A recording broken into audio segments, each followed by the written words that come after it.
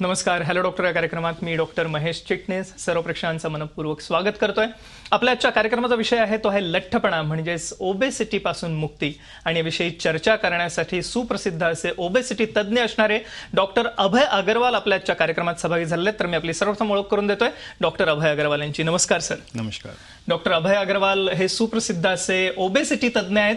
खास करून दुर्बीण उपचारांनी ओबेसिटी म्हणजेच लठ्ठपणावरती मात करता येणं आता शक्य झालेलं आहे. डॉक्टर अभय अग्रवाल सध्या 7 हिल्स हॉस्पिटल आणि त्याचप्रमाणे अग्रवाल क्लिनिक जे मालाड या ठिकाणी कार्यरत आहेत.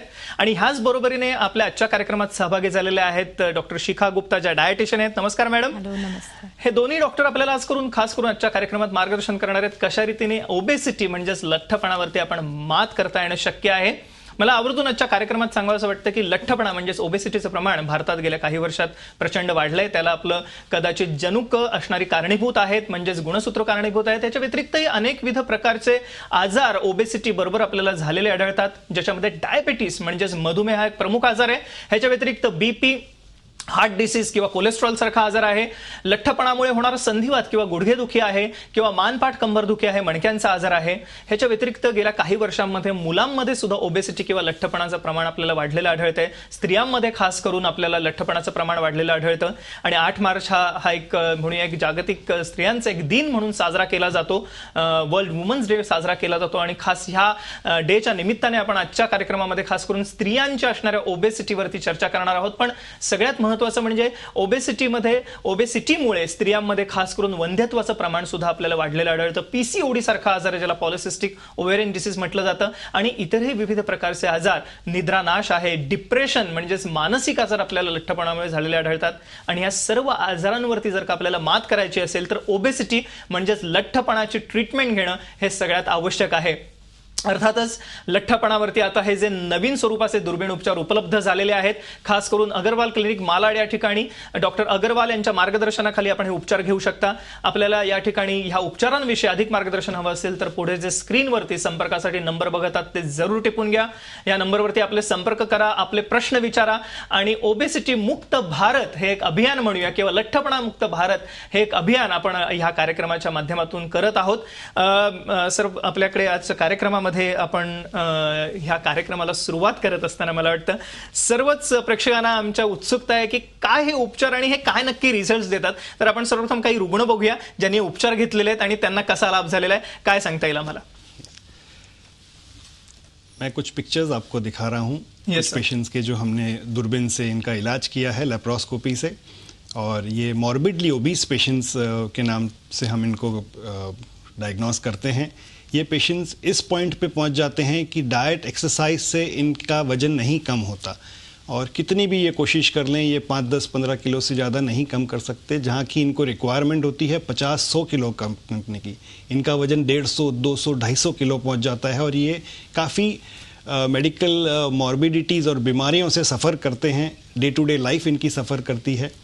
फॉर एग्जाम्पल, अगर आप ये स्क्रीन पे हमारे लैपटॉप पे देखेंगे, ये एक व्यक्ति है. He was about 55 years old, diabetic, blood pressure, heart disease इनको थी. 125 किलो इनका वजन है. 300 से ऊपर इनका शुगर रहता था. गोलियों से जीते थे ये. सर्जरी के बाद 1-1.25 साल में इनका 50 किलो वजन कम हो गया है. डायबिटीज़ कम्प्लीटली इनकी निकल गई. कोई डायबिटीज़ की ये दवा नहीं लेते. ब्लड प्रेशर की दवा इनकी बंद हो गई है. ओके. ये दूसरा व्यक्ति हमारा केनिया से था. इसका 195 किलो वजन है. इसकी जो कमर है वो 100 इंचेस की इसकी कमर है. मैं उसके बगल में खड़ा हूँ, आप देख सकते हैं. यस. ऑपरेशन के बाद इसका सर्जरी लेप्रोस्कोपी के बाद इसका 105 किलो वजन कम हुआ है. एंड एकदम अलग लाइफ ये जीता है. ये और एक व्यक्ति है, इसका 150 किलो से ऊपर इसका वजन था. इसकी वाइफ बगल में इसके फोटो में है, आप देख सकते हैं. काफ़ी मिसमैच है दोनों के बीच में. यस. सर्जरी के बाद इसका 70 किलो से ज़्यादा वजन कम हुआ. And he is living a very healthy life after that. This is another lady जिसका वजन 135 किलो था सर्जरी के पहले, और ये आधी हो गई है, 65 किलो तक ये आ गई है. ओके. ये आज की तारीख में इंडिया का सबसे यंगेस्ट पेशेंट माना जा सकता है. ये जब 8 साल का था ये लड़का, ये मेरे पास आया था. इसका 100 किलो वजन था. इसको डाइट, काउंसलिंग, एक्सरसाइज से हमने काफ़ी इसको कोशिश की इसका वजन कम करने की. पर हर साल ये 10-12 किलो वजन बढ़ा के ही आता था. तो 12 साल की उम्र तक इसका वजन 148 किलोज हो गया. My God. अब इस तरह से अगर ये प्रोग्रेस होता तो ये 200 किलो पहुंच जाता। सर्जरी के बाद इसका वजन 50 किलो घट गया है। ये नाउ ही प्लेस क्रिकेट, अच्छी तरह ये खेलता कूदता है, स्कूल में he is doing very well and he is very happy. Okay, ये दिस इज प्रोबेबली एक महाराष्ट्र का सबसे हेवीएस्ट व्यक्ति मैं मान सकता हूँ। 235 किलो इसका वजन था। हॉस्पिटल बेड पे देखिए एक समा नहीं रहा है, ये इतनी डिफिकल्टी इसको थी डे टू डे लाइफ में। काफ़ी यंग व्यक्ति था ये। इसका 125 किलो वजन कम हुआ, ये 110 किलो का अब हो गया है। ये और एक महिला है जिसने 40 किलो वजन कम किया है, उसका बिफोर और आफ्टर आप देख सकते हैं। काफ़ी फ़र्क आ जाता है इनमें, एक स्फूर्ति आ जाती है लाइफ में, एक नई उमंग आती है इनके लाइफ में। ये दूसरा व्यक्ति जो है राइट में जो है, ये अनमैरिड 27 ईयर ओल्ड है। न्यूज़पेपर में भी काफ़ी इसका आया था, बिगेस्ट लूजर करके।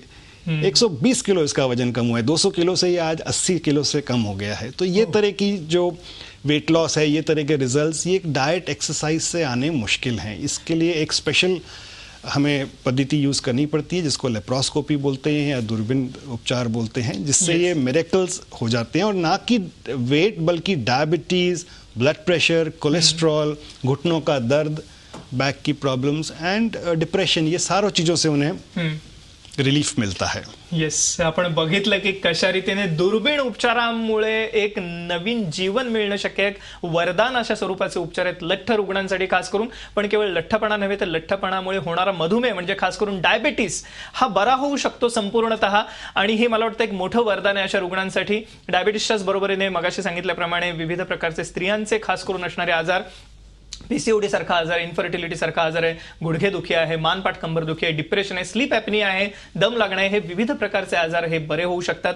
अर्थातच हे दुर्बीण उपचार काय आहेत आमच्या प्रेक्षकांना उत्सुकता जाणून घेण्याची।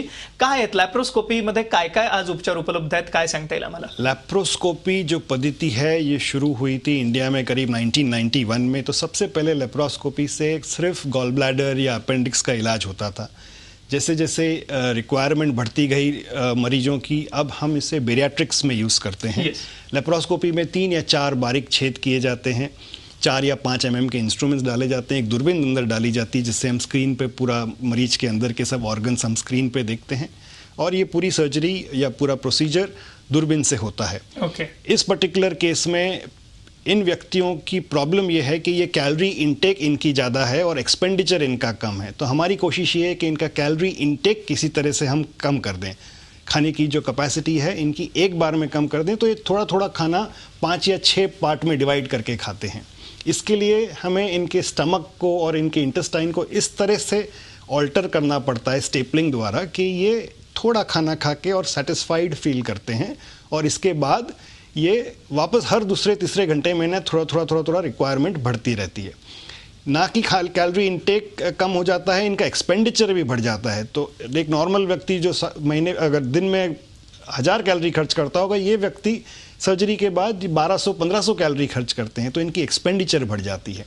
कोई मेडिकल और केमिकल चेंजेस होते हैं इनके अंदर, GLP-1, PYY, लेप्टिन, ये केमिकल चेंजेस से और डायबिटीज, ब्लड प्रेशर, इन चीज़ों की रिलीफ हो जाती है। येस, आपण हे बघितले कशा रीतीने की हे सर्व दुर्बीण उपचार आता उपलब्ध झालेले आहेत, खास करून अगरवाल क्लिनिक मालाड या ठिकाणी मुंबईमध्ये। पण याच्या व्यतिरिक्त 7 हिल्स हॉस्पिटलला सुद्धा डॉक्टर अगरवाल प्रश्न जरूर विचारा। ह्या अनुषंगाने डॉक्टर शिखा गुप्ता, आपण डायटिशियन आहात, आहार तज्ज्ञ आहात आणि आहार तज्ज्ञाचा रोल सर्वच बाबतीमध्ये आजच्या काळामध्ये म्हणजे आजारी रुग्णांसाठी वजन कमी करण्यासाठी, वाढवण्यासाठी सुद्धा आहे। खास करून ओबेसिटीच्या रुग्णांमध्ये एक आहार तज्ञ म्हणून आपली काय भूमिका असते, काय सांगता येईल आम्हाला? लैप्रोस्कोपिक आज के ज़माने में एक सबसे इम्पॉर्टेंट फैक्टर है जिसकी वजह से लोगों को बहुत अच्छे रिजल्ट्स बहुत जल्दी मिल जाते हैं। पर इसका मतलब ये नहीं है कि उसे एज अ शॉर्टकट यूज़ किया जाए कि हम कुछ भी खा सकते हैं और ये मिरेकल हो जाएगा। इसके पीछे भी आपको एक अच्छा सा न्यूट्रिशन बैकग्राउंड रखना पड़ता है, आपको ठीक से खाना पड़ता है। Proteins, fats, vitamin supplements, protein supplements, इन सब का रोल बहुत ज़रूरी है। अगर आप इसे ठीक मात्रा में नहीं खाते हैं तो पेशेंट को थोड़ी सी सैगीनेस, थोड़ा सा उनको लगता है कि उनको थोड़ा एनर्जी लो हो जाए। इसकी वजह से हम लोग उन्हें बहुत सारा न्यूट्रिशियस फूड पर बहुत ज़्यादा एम्फसाइज करते हैं। साथ ही साथ उनको एक्सरसाइज पर भी बहुत ज़्यादा इंपॉर्टेंस दिया जाता है। ये नहीं कि आप सिर्फ काउच पे बैठे और खाते रहे बस। और फिर भी आपका सिर्फ वजन कम होते रहेगा। ऐसा कोई शॉर्टकट नहीं है। इवन आफ्टर डूइंग लैप्रोस्कोपी आपको सही तरह से न्यूट्रिशन अपना खाना ज़रूरी है। हर 2-2 घंटे में खाना है। आपको फुल ओरिजिनल फूड्स खाने हैं, कोई भी फेक फूड्स नहीं खाने, जिस तरह से आजकल लो फैट फूड्स और डाइट फूड्स जिस तरह के सभी मिलते हैं, ये सभी को एलिमिनेट करके हम ओरिजिनल फूड्स पे बहुत ज़्यादा एम्फोसाइज करते हैं। Whole milk, whole cream, curd हो, पनीर हो, घी हो, ये सभी को बहुत ज़्यादा इंपॉर्टेंस देते हैं। प्लस अगर प्रोटीन डेफिशिएंसीज या विटामिन डेफिशिएंसीज हैं तो उसको रिकवर करने के लिए सप्लीमेंटेशन भी देते हैं। साथ ही साथ हम एवरी 6 मंथ्स में पेशेंट्स को मेडिकल चेकअप्स कराने के लिए बोलते हैं ताकि कोई डेफिशिएंसीज ना हो।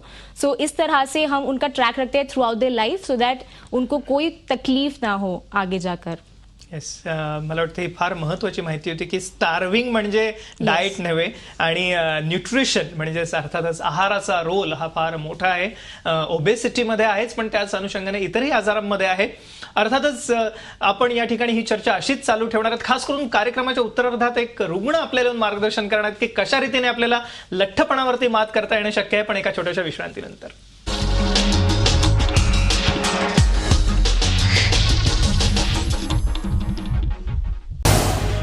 झी 24 तास रहा एक पाऊल पुढे.